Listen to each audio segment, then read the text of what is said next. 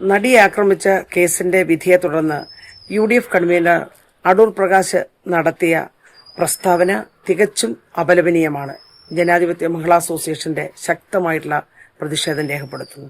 ഈ കേസിന്റെ വിധിയെ തുടർന്ന് സർക്കാർ അതിജീവിതയോടൊപ്പമാണെന്നും നിയമവകുപ്പും സർക്കാരും അപ്പീൽ പോകുമെന്നും വ്യക്തമാക്കുകയുണ്ടായി. ജനാധിപത്യ മഹിളാ അസോസിയേഷൻ അതിനെ സ്വാഗതം ചെയ്യുകയാണ്.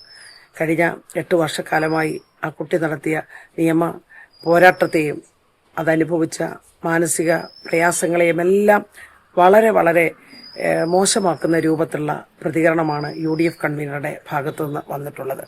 UDFന്റെയും കോൺഗ്രസിന്റെയും സ്ത്രീവിരുദ്ധ സമീപനമാണ് ഇതിലൂടെ വ്യക്തമാക്കുന്നത്.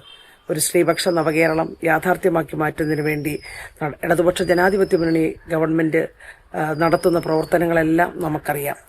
ഇവിടെ അതിജീവിതയെ ചേർത്ത് പിടിച്ചുകൊണ്ട് തന്നെയാണ് കേരളത്തിലെ ഗവൺമെന്റ് മുന്നോട്ട് പോകുന്നത്.